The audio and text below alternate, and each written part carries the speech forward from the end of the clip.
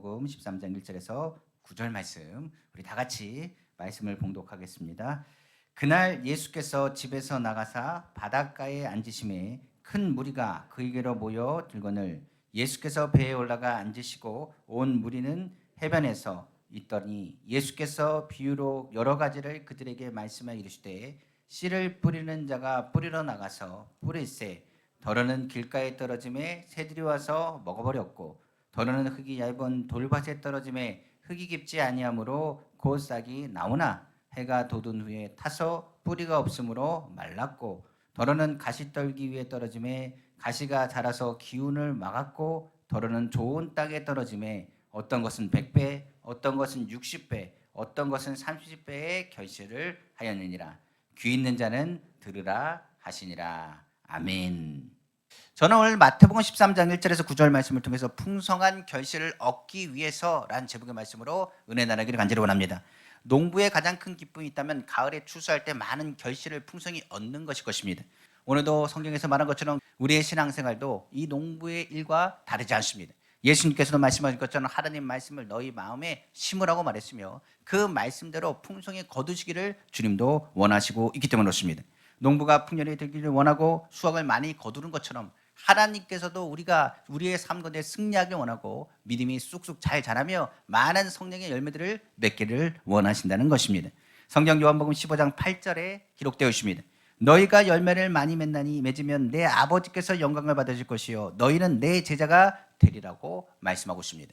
우리의 삶의 목적이 있다면 하나님 영광이 있습니다. 하나님의 영광을 돌리는 것은 우리의 삶 가운데서 풍성한 열매를 맺게 하는 것입니다. 그러므로 오늘도 주의 말씀 속에서 우리의 모습들을 다시 한번 점검하기 원하고 풍성한 결실을 우리의 삶 가운데 맺기 위해서 우리에게 어떤 부분들이 필요한지를 점검하는 귀한 시간 되기를 다시 한번 주님의 이름으로 축원합니다.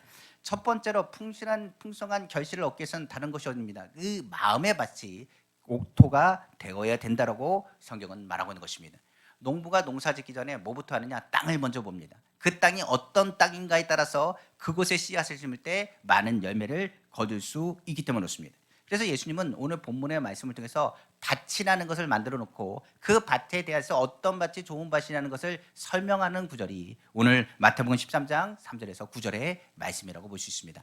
다시 한번 말씀을 보겠습니다. 예수께서 비유로 여러 가지를 그들에게 말씀하여 이르시되 씨를 뿌리는 자가 뿌리러 나가서 뿌릴새 더러는 길가에 떨어짐에 새들이 와서 먹어버렸고 더러는 흙이 얇든 돌밭에 떨어짐에 흙이 깊지 아니하므로 곧 싹이 나오나 해가 돋은 후에 타서 뿌리가 없으므로 말랐고 더러는 가시떨기 위에 떨어짐에 가시가 자라서 기운을 막았고 더러는 좋은 땅에 떨어짐에 어떤 것은 100배 어떤 것은 60배 어떤 것은 30배의 결실을 하였느니라. 귀 있는 자는 들으라 하시니라고 성경은 기록하고 있습니다. 예수님께서도 그 마음의 밭에 대한 것을 이야기하시면서 마음밭이 어떤 밭이다라는 것을 설명하면서 길가 그리고 돌밭, 가시떨기 그리고 옥토밭에 대한 부분들을 설명하는 것이 본문의 메시지라고 볼 수가 있습니다. 먼저 길가밭이라고 성경은 이야기합니다. 길가는 엄밀히 말하면 뭐가 아니냐? 밭이 아닙니다. 길가는 사람들이 많이 밟고 지나가는 곳이기 때문에 딱딱하게 굳어져 있습니다. 그곳에 씨가 떨어져도 뿌리가 내릴 수가 없습니다. 뿌리가 뚫고 들어갈 힘이 없을 뿐만 아니라 씨가 그것을 뭐라냐 길가에 떨어지는 것을 사람들이 관심도 없고 그냥 밟고 지나가기 때문에 그렇습니다. 무엇보다 길가에 떨어진 씨앗은 누가 잘 발견하느냐? 새들이 발견합니다. 본문에도 얘기한 것처럼 새들이 와서 그 씨가 뿌리도 내리기 전에 그 씨를 먹어버린다라고 성경 기록하고 있습니다. 마태복음 13장 19절에 말하기를 아무나 천국 말씀을 듣고 깨닫지 못할 때는 악한 자가 와서 그 마음에 뿌려진 것을 빼앗나니 이는 곧 길가에 뿌려진 자요 성경은 말하고 있는 것입니다. 그렇기 때문에 길가는 밭이 아닙니다. 그래서 하나님 말씀에 관심도 없습니다. 하나님 말씀이 떨어진다 할지라도 그것을 뿌리 내리지 못하도록 사단이 끊임없이 그 씨앗을 쪼아 먹으므로 어떠한 열매도 거둘 수 없는 것이 길가라고 성경은 기록하고 있는 것입니다. 두 번째는 돌밭이 있습니다. 돌밭은 그나마 밭입니다. 그래서 씨가 떨어지면 뿌리를 뽑아낼 수 있습니다. 그런데 성경은 뭐라 그러느냐? 돌이 있어서 뿌리가 깊게 그 땅 속에 박히지 못한다고 말하고 있으며 이 돌로 인하여 뿌리를 내리지 못하고 어려움을 겪게 되거나 해가 뜨게 되거나 어떤 환경에 불안함이 일어나면 그 씨가 뿌리가 내려가지 못하고 넘어지게 된다고 성경은 또한 기록하고 있습니다. 마태복음 13장 20절에서 21절의 말씀이죠. 돌밭에 뿌렸다는 것은 말씀을 듣고 즉시 기쁨으로 받되 그 속에 뿌리가 없어 잠시 견디다가 말씀으로 말미암아 환난이라 박해가 일어날 때에는 곧 넘어지는 자요, 성경을 말하고 있습니다. 그러니까 신앙생활의 교회에 어쩌다가 교회는 나옵니다. 그리고 나오면 말씀이 좋습니다. 순간 기쁩니다. 즐겁습니다. 그런데 문제가 발생하면 견디지 못하고 말씀도 잊어버립니다. 그리고 넘어지고 다시 일어나려고 하지 않습니다. 그리고 그 자리를 떠나고 깊이가 깊지 않기 때문에 어려움이 당할 때 하나님 정말 계시냐고 하면서 원망과 불평하는 말을 쏟아붓기도 합니다. 그리고 불순종과 그리고 더 나아가서 하나님의 말씀에 대해서 더 이상 거부하는 모습들까지 보이는 것이 바로 돌밭이라고 이야기할 수 있습니다. 성경에는 돌밭과 같은 사랑의 신앙생활을 한 사람들이 누구라고 그랬냐? 출애굽 1세대라고 말합니다. 그들이 홍해를 건널 때는요, 여호와를 찬양하리 높고 영원하시니요 말 같은 자로 하나 던졌는데 바다로 던졌는데 하면서 그들은 찬양하고 기쁨으로 홍해를 건넜습니다. 그런데 문제는 광야라는 환경을 닥쳤을 때 그들이 무엇을 먹을까, 무엇을 마실까 하는 여러 가지 부분에 염려와 근심이 닥쳐오자 그 고난 때문에 뿌리가 광야 가운데서 내리지 못하고 믿음의 뿌리를 내리지 못하므로 그들이 무엇보다도 하나님이 약속하신 땅으로 밟지 못하게 되었다라고 성경 기록하고 있습니다. 성경은 말하기를 그들이 가나안 땅에 들어가지 못한 것은 그들이 믿지 않았고 순종하지 않았기 때문이라고 분명히 말씀하고 있습니다. 바로 히브리서 13장 17절에서 19절까지 말씀입니다. 또 하나님이 40년 동안 누구에게 노하셨느냐? 그들의 시체가 광야에 엎드려진 범죄한 자들에게나 아니냐? 또 하나님이 누구에게 맹세하사 그의 안식에 들어오지 못하리라 하셨느냐? 곧 순종하지 아니하던 자들에게가 아니냐? 이러보건대 그들이 믿지 아니함으로 능히 들어가지 못한 것이라 성경은 말하고 있습니다. 그래서 성경은 그들의 마음이 강팍하다, 완악하다, 딱딱하게 굳어있다고 얘기하면서 그들이 뿌리를 내리지 못하고 견디지 못해서 믿음이 없어 가나안 땅을 밟지 못했다. 그들의 마음이 뭐와 같다라고 얘기하느냐? 돌밭과 같다라고 성경 기록하고 있는 것입니다. 세 번째는 우리가 잘 아는 가시떨기입니다. 가시떨기라는 것, 그 땅에 일단은 잘 심어집니다. 그리고 이 땅에 뿌리도 잘 내려질 것입니다. 왜냐하면 땅이기 때문에, 밭이기 때문에 심어집니다. 가시가 자라는 것만큼 나무도 자랄 수 있고 곡식도 자랄 수 있습니다. 문제는 이 탐욕이라는 가시떨기가 주변에 있으므로 영양분을 빼앗아갑니다. 그리고 더 나가서 그 기운을 막음으로 더 이상 자라지 못함으로 무엇보다 열매를 맺을 수 없게 된다라고 성경은 기록하고 있습니다. 바로 마태복음 13장 22절이죠. 가시떨기에 뿌려졌다는 것은 말씀을 들으나 세상의 염려와 재물의 유혹에 말씀이 막혀 결실하지 못하는 자요. 성경 말합니다. 이런 사람은 하나님 말씀 들립니다. 하나님 말씀도 깨닫습니다. 그리고 하나님 말씀이 무엇이 옳고 그른지도 압니다. 그런데 문제는 현재의 삶이 우선순위입니다. 그러다 보니 하나님보다 세상을 더 사랑합니다. 다가오는 유혹 그리고 염려가 다가오면 그 두려움과 탐심 때문에 이기적인 행동을 하고 하나님의 마음이 차선으로 밀려나가게 됩니다. 성경은 말하기를 세상 사람이 하나님보다 더하기 때문에 현재의 삶이 하나님보다 우선순위인 사람이다. 이런 사람이 하나님이 원하시는 그 열매를 결실할 수 있겠느냐라고 성경 기록하고 있습니다. 성경이 이런 사람을 누구라 그러냐? 바리새인과 같은 사람이라고 합니다. 바로 하나님의 말씀은 압니다. 그리고 깨달아 알고 어떻게 살아야 되는 것 알면서도 불구하고 그들은 뭐 하느냐? 열매 없는 자들과 같다라고 하신 예수님의 말씀을 우리는 기억할 것입니다. 네 번째 소개된 밭이 바로 옥토입니다. 옥토라는 것은 무엇보다 기름진 땅입니다. 이것은 잘 관리된 땅입니다. 무엇을 심든지 간에 성경은 말하기를 30배, 60배, 100배의 결실을 얻어내는 땅이라고 이야기합니다. 하나님 말씀은 문제가 없기 때문에 주의 말씀을 받는 즉시 아멘으로 받아들이고 생명을 얻되 풍성히 얻으며 축복의 많은 열매를 기대할 수 있는 땅, 그 땅을 옥토라고 말합니다. 우리가 옥토가 되는 것 주님은 원하십니다. 그런데 옥토가 되는 과정은 그렇게 쉽지 않습니다. 길가가 옥토가 되려면 어떻게 될까요? 갈아엎어야 됩니다. 길가가 더 이상 사람들이 지나가는 것이 아니라 밭이라는 것을 만들어주기 위해서 길가를 갈아엎어야 되는 것이고, 돌밭이 옥토가 되려면 돌을 제거해야 됩니다. 돌을 제거하면 그 밭은 뭐가 되느냐? 옥토가 됩니다. 더 나가서 가시떨기 있는 곳에 뭘 제거하면요? 가시를 제거하면 그 밭은 뭐가 되느냐? 옥토가 됩니다. 그래서 하나님께서 사람의 마음을 뭘로 만들기 위해서 옥토로 만드시기 위해서 각종 시험, 문제, 어려움을 우리에게 주기도 합니다. 혹시나 시험 들 일이 있으면 시험 들지 마십시오. 하나님이 내 마음을 옥토로 만드는 거예요. 주변의 사람들이 나를 비난하거나 나를 힘들게 하거나 어렵게 할 때는요, 하나님 말씀이 평상시에 안 들리다가도 어느 순간에 들립니다. 내가 힘들고 어려울 때 위로받고 싶을 때가 있습니다. 사람들의 말에 위로가 안 될 때가 있어요. 그런데 주의 말씀이 들리기 시작하거든요. 그 말은 무엇을 얘기하느냐? 내가 지금 어렵고 힘든 상황이 주님이 나의 마음의 밭을 갈아엎는 중이에요. 중요한 것은 이 밭을 갈아엎는 것, 돌을 제거하는 것, 그리고 가시를 치우는 것은 힘든 일입니다. 아까 얘기했지만 길가밭이 갈아엎는 것은 힘들고 어려운 일이에요. 우리가 예수 그리스도를 믿고 하나님 말씀을 듣는 것, 그 쉬운 일은 아닙니다. 그러나 오늘 주님께서 우리의 마음의 밭을 갈아엎고 계세요. 나에게 염려가 있거나 근심이 있다면 하나님의 말씀이 들릴 겁니다. 나에게 주님에 대한 꿈과 희망이 있다면 주의 말씀이 들릴 거예요. 하나님의 말씀에 내가 너를 도와주겠다, 내가 너와 함께한다는 그 음성을 듣게 됐을 때 이 마음의 밭이 갈아엎어진 상태에서는 받아들이게 되는 거죠. 두 번째로 이제 옥토가 되면 옥토로 끝나면 안 됩니다. 그때부터 필요한 것이 있습니다. 두 번째로 필요한 것은, 농사에 가장 필요한 것은 뭘까요?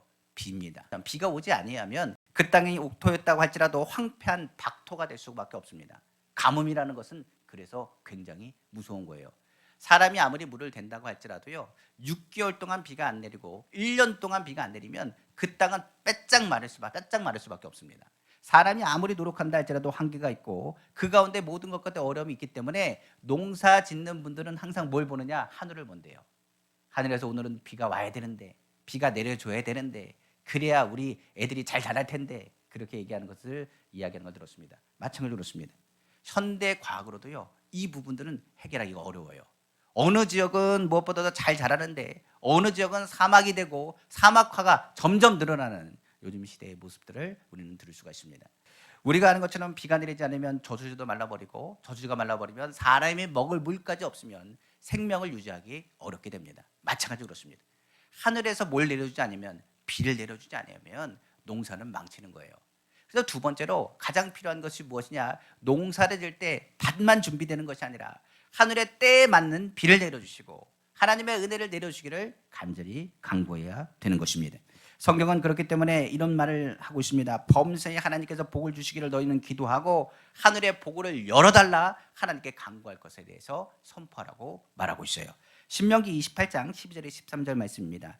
여호와께서 너를 위하여 하늘의 아름다운 복을 여시사 내 땅의 때를 따라 비를 내리시고 내 손으로 하는 모든 일에 복을 주시리니 내가 많은 민족에게 꾸어질지라도 너는 꾸지 아니할 것이요 여호와께서 너를 머리가 되고 꼬리가 되지 아니하게 하시며 위에만 있고 아래에 있지 않게 하시리니 오직 너는 내가 오늘 내게 명령하는 내 하나님 여호와의 명령을 듣고 지켜 행하여. 성경을 말하고 있습니다. 그러니까 하늘의 복을 여셔서 복을 주셔야 돼요. 그러니까 이 땅이 복을 받는 것은 하늘에서 복을 주셔서 그 비를 통하여 땅을 공급을 받고 힘을 얻게 되는 것입니다. 그래서 하늘의 생명을 우리에게 부어 주셔야 돼요. 성경에서 이런 말을 할 때 뭐라고 얘기하느냐? 하나님, 오늘 우리의 마음의 밭에 무엇을 내려달라고 기도하느냐? 성령의 단비를 내려달라고 우리는 기도합니다. 그렇기 때문에 성경에서 말한 것처럼 성령의 단비는 다른 것밖에 없어요. 기도 외에는 아무 이가 날 수가 없습니다. 그래서 우리가 신앙의 영성과 하나님의 말씀 안에서 이 옥토와 같은 밭을 유지하기 위해서는 하나님의 말씀을 듣고 즉시로 뭐 해야 되느냐? 기도함으로 하나님 때에 맞는 은혜를 내려달라고 기도하셔야 됩니다. 그래서 우리가 문제가 발생하고 어려우면 하나님의 말씀이 들리고 그 말씀을 붙잡고 우리는 부르짖어 기도하면 하나님께 그 말씀 속에서 주시는 깨달음과 하나님의 은혜를 내려주시는 거죠. 예레미야서 33장 2절에 3절입니다. 이를 행하시는 여호와, 그것을 만들며 성취하시는 여호와, 그의 이름을 여호와라는 이가 이와 같이 이르시도다. 너는 내게 부르짖으라. 너는 내가 내게 응답하겠고 내가 하지 못하는 크고 은밀한 일을 내게 보이리라고 성경은 말씀하고 있습니다. 그러니까 성령의 단비가 우리로 하여금 하나님의 말씀을 깨닫게 하고 그 믿음을 더욱더 견고하게 세워주는 것입니다. 그러면 물을 받는 모든 씨앗은요, 뭘 내리냐? 그때부터 뿌리를 깊게 내리게 되는 것입니다. 세 번째로 이제 풍성한 결실을 맺기 위해서는 충분한 영양분을 또 공급해 줘야 됩니다.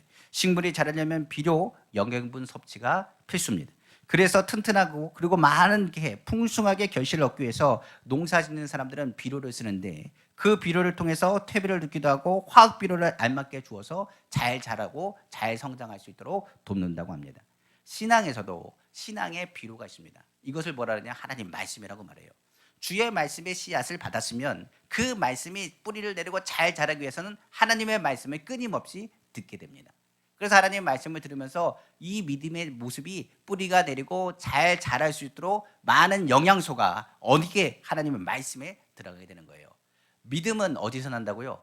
들음에서 있습니다. 그래서 우리가 예배 드리면서 하나님이 살아계신다는 걸 믿고 예수 그리스도가 나의 구세주인 걸 믿고 성령이 나를 도우시는 것을 믿고 믿음으로 고백하게 되는 것입니다. 그래서 하나님 말씀을 듣는 것이 굉장히 중요해요. 근데 어느 성도가 이렇게 묻습니다. 목사님, 저는 하나님 말씀을 들어도 맨날 잊어버립니다. 지난주에 했던 것도 잊어버리고 어제 한 것도 잊어버리고 오늘 주에 말씀 드는 것도 다음 주 되면 또 잊어버릴지도 모르겠습니다. 그런데 한번 생각해 보십시오. 우리가 하나님의 말씀을 먹는 거라고 합니다. 밥을 먹는다고 해요. 그래서 먹으면 밥을 먹었으면 어떻게 됩니까? 소화시킵니다.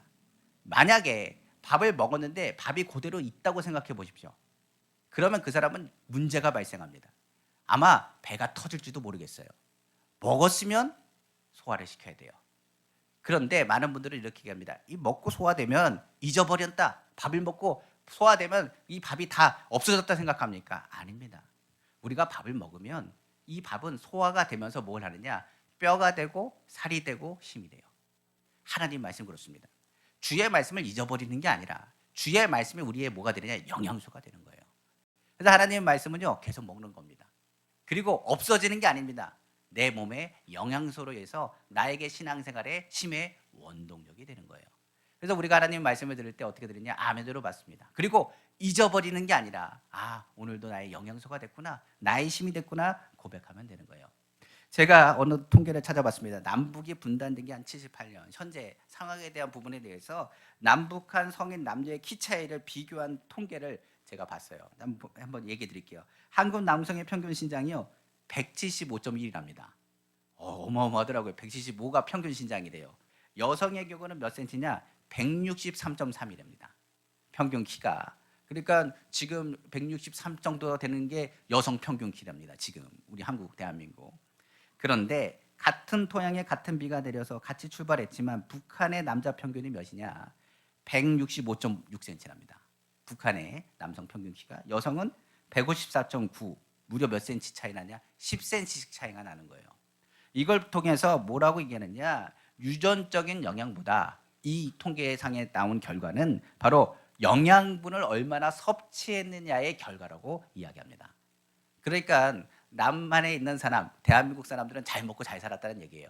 그러니까 필요한 영양소를 많이 공급받아서 키가 어찌됐든 간에 유전하고 상관없이 쑥쑥 잘 자라고, 북한은 뭡니까? 유전이 아무리 좋다고 할지라도 뭡니까? 영양소를 제대로 공급받지 못해서 그들은 뭡니까? 자라지 못하고 영양실조와 여러 가지 어려움 때문에 제대로 된 공급을 받지 못해서 성장하지 못했다는 것을 의미합니다. 하나님 말씀이 바로 이어져 있어요.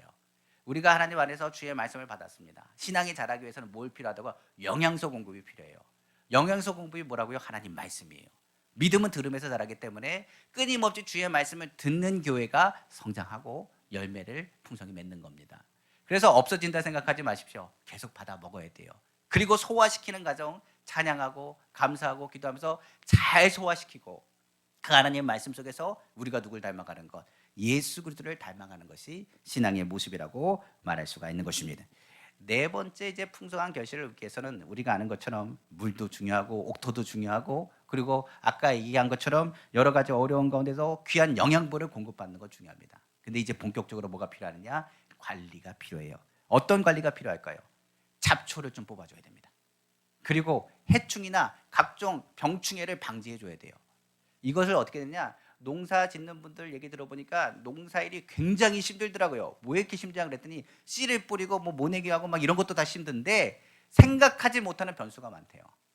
그러니까 밭에서 일어나는 여러 가지 잡초들이 어디서 날라왔는지, 그 땅이 어떤 땅이니까 옥토니까요. 어떤 씨가 들어가든지 간에 잘 자라요.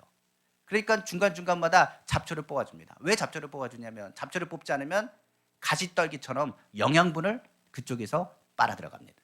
그렇기 때문에 잡초를 뽑아줘야 잘 자랄 수 있어요. 그러니까 잘못된 가지들은 가지치기를 하는 이유도 가지를 쳐줘야 다른 가지에서 뭡니까? 풍성한 열매를 맺을 수 있기 때문에 그렇습니다. 가지치기뿐만 아니죠.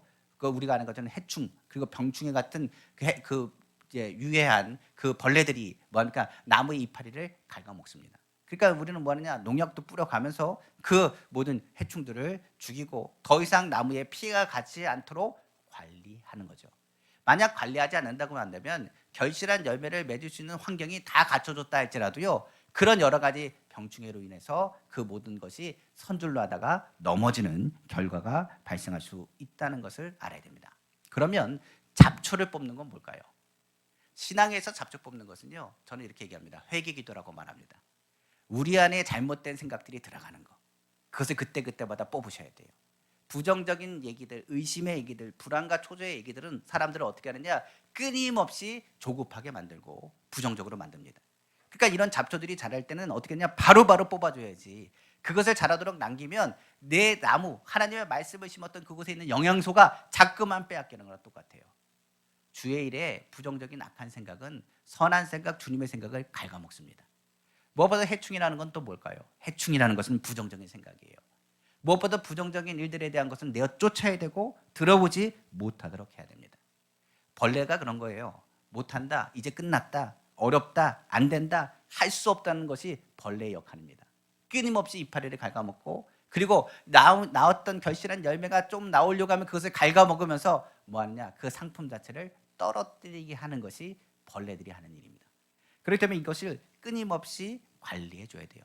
나무는 전염병이 걸리지 않도록 또 관리해야 되고, 각종 약을 치면서까지 뭐합니까? 신앙에 잘 자랄 수 있도록 붙잡아 줘야 됩니다.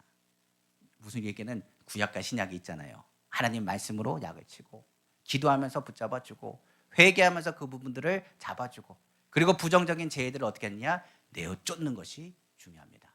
하나님의 일을 할 때는요, 부정적인 사람들과 같이 일하지 않으세요. 하나님은 하나님의 일꾼들, 그 믿음의 사람들과 같이 일한다는 사실을 먼저 기억해야 됩니다. 성경에 야이로 회당장의 딸이 죽게 되었습니다. 그래서 예수님께 찾아와서 간청했어요.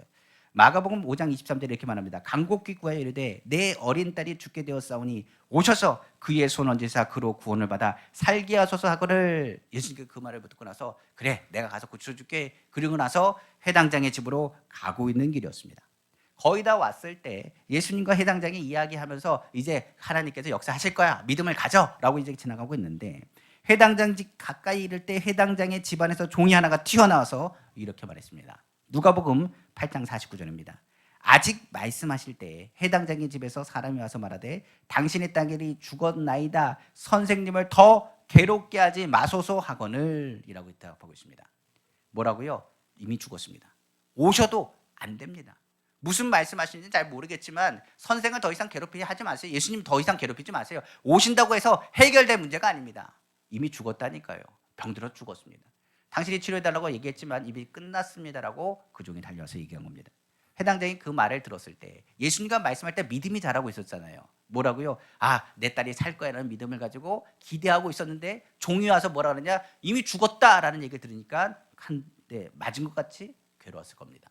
아마 눈앞이 깜깜했을지도 모르고 심장이 멎은 것 같은 고통이 있었을지도 모르겠어요. 사단이 하는 말이 그겁니다. 끝났다는 얘기예요. 신앙생활에 우리에게 항상 얘기하는 말, 낙심하고 절망 주는 말이 사단의 말입니다. 아무리 노력해도 넌 안 돼, 끝났어 하는 얘기거든요. 그때 예수님께서 이 상을 보시고 회당장에 바로 말씀하셨습니다. 바로 마가복음 5장 36절 말씀입니다. 예수께서 그 하는 말을 곁에서 들으시고 회당장에게 이르실 때 두려워하지 말고 믿기만 하라 하시고 성경 말하고 있습니다. 이게 뭐냐면요, 부정적인 생각을 그때 빨리 제거하신 거예요. 회당장의 마음에 이제 믿음이 뭐가 되느냐, 낙심으로 가는 그 걸음걸이에 있는 것을 주님이 하셨습니다. 그래서 뭐라 하냐, 믿어라. 죽었다고 내가 너 산다고 하지 않았느냐, 믿어라. 걱정하지 마, 두려워하지 마, 믿기만 하라고 말씀하신 거예요. 그러자 그가 믿음을 가지고 예수님과 같이 갑니다. 그때 예수님께서 베드로와 야고보, 요한을 데리고 집으로 들어가시죠. 들어가실 때 어떤 일이 있느냐, 그 회당장의 소리 나는 소리를 주님이 들으셨다고 말합니다. 그 자리에. 그때부터 예수님께 뭐 하느냐, 잡초를 뽑기 시작하시고 벌레를 치기 시작하고 내쫓기 시작하는 장면이 본문에 기록되어 있습니다. 한번 볼게요. 마가복음 5장 38절에 39절입니다. 회당장의 집에 함께 가사 떠드는 것과 사람들이 울며 심히 통곡함을 보시고 들어가서 그들에게 이르시되 너희가 어찌하여 떠들며 우느냐, 이 아이가 죽은 것이 아니라 잔다 하시니, 이렇게 말합니다. 분명히 결과적으로는 죽었습니다. 세상에 봤을 때는 세상 말이 틀린 말은 아닙니다. 그런데 예수 그리스도를 믿는 사람은 그렇게 살면 안 됩니다. 주님을 믿는 사람은 뭐라고 해야 되냐, 할 수 있습니다. 주님이 도와주십니다. 우리의 삶의 변수는 주님이십니다라고 고백하는 믿음의 고백이 필요합니다.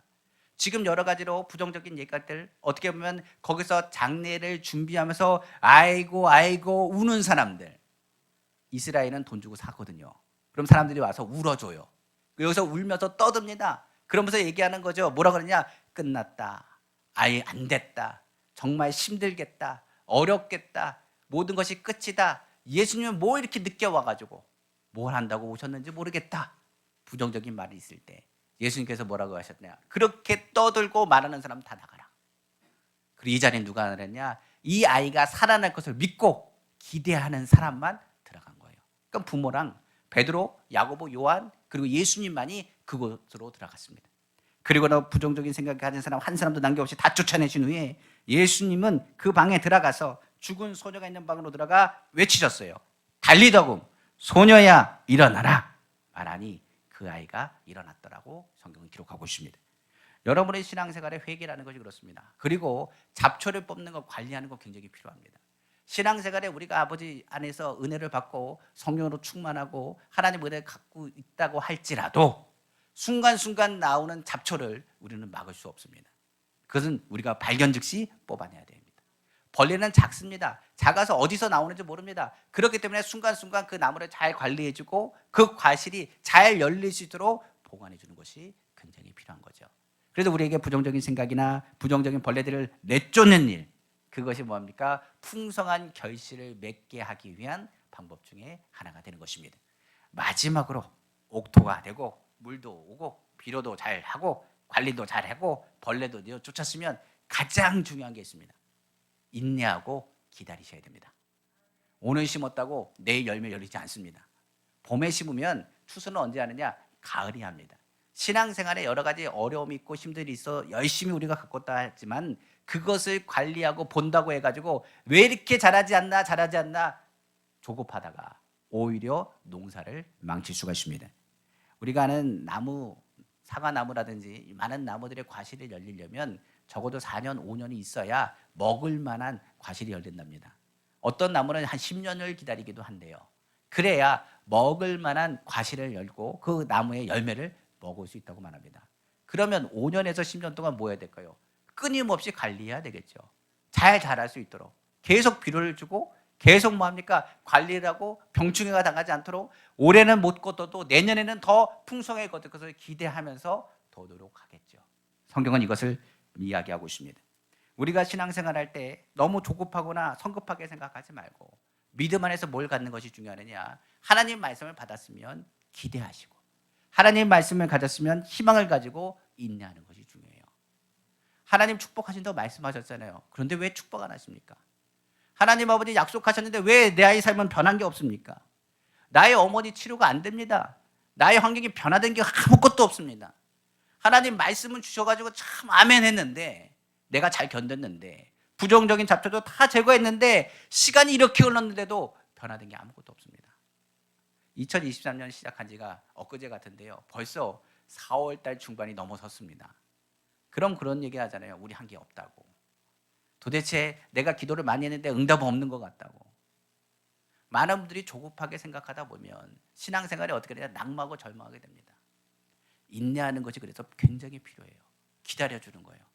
하나님께서 기다리시는 것. 어떤 사람이 한 영혼이 건져내는데 90년도 기다리십니다. 어떤 영혼이 돌아가는데 80년도 기다리십니다. 내가 기다리는 것보다 주님이 그 열매, 그 영혼이 돌아오기를 더 기다리세요. 중요한 것은 신앙의 열매들 또한 하루아침에 생겨나는 것이 아니라 인내하고 기다립니다. 사람은 하루아침에 변하는 게 아니에요. 우리에게 있어서 열심히 신앙생활을 했다고 그 다음날 열매를 맺느냐? 아닙니다. 때가 있고 시기가 있어요. 그 가지가 튼실하고 그리고 그 가운데 하나님의 때가 되었을 때 비로소 열매를 맺는데 이를 위해서는 우리에게 필요한 것이 뭐냐? 인내하고 기다림이 필요합니다. 오늘 이 5가지 과정을 통해서 30배, 60배, 100배의 열매를 얻고 풍성한 결실을 얻는 우리 은빛교회 귀한 성도님 다 되시기를 다시 한번 주님의 이름으로 축원합니다. 기도하겠습니다.